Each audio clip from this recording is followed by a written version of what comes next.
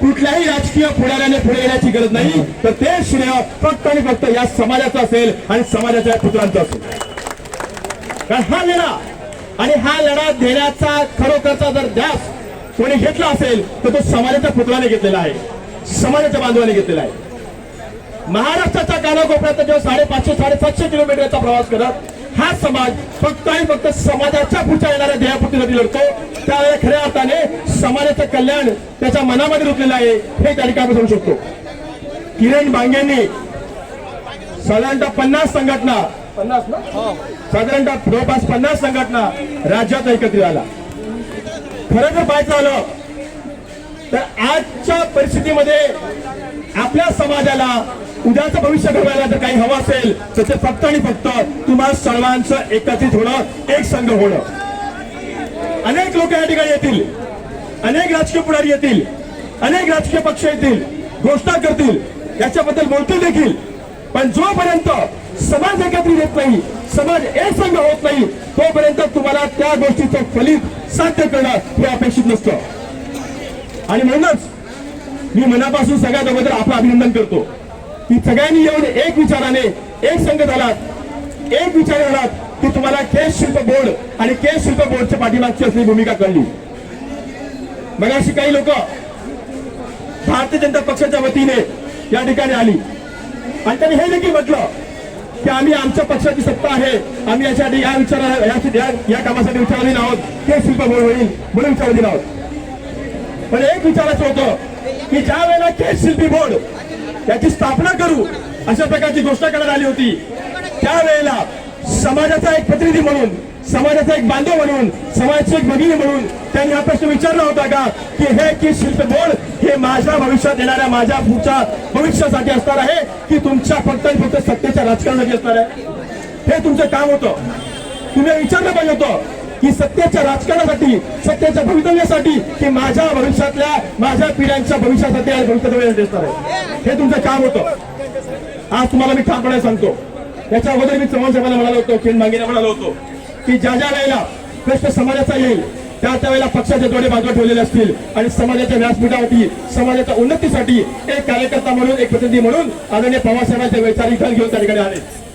आज देखील या ठिकाणी मी किरण भांगेंना आपल्या समक्ष या व्हिडिओच्या माध्यमातून, या तुमच्या सभेच्या माध्यमातून, या तुमच्या आंदोलनाच्या माध्यमातून शब्द येतो की ज्या वेळेला महाविकास आघाडीचं सरकार सत्तेमध्ये येईल त्याच वेळेला सगळ्यात पहिल्यांदा नागपूर सारखं नाही की पहिला निर्णय तुमच्या बैठकीमध्ये हा घेतो तो घेतो, नाही, सगळ्यात अगोदर तुमच्या शिष्टमंडळाला चर्चेसाठी बोलवून केश शिल्पी बोर्ड आणि याचं नियोजन आणि याची व्याख्या काय असली पाहिजे याच्याबद्दल चर्चा केली जाईल.